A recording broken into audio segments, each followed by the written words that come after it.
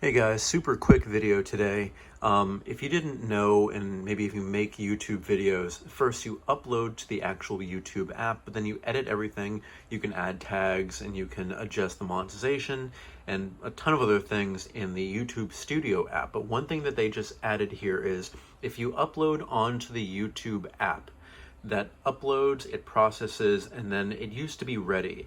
And you had to kind of fight the clock to actually add all the tags and make sure everything was ready, and then you could just post.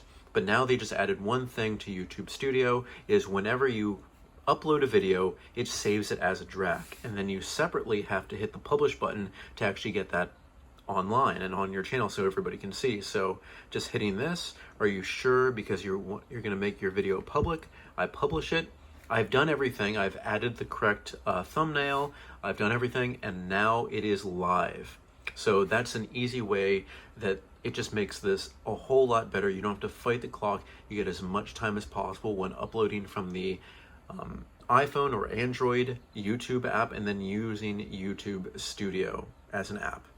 All right, guys, if you have any questions, put it in the comment section below. You can email me at matt8b9. You can find me on Instagram at m8b9. You can follow our new channel, which is m8b9 as well.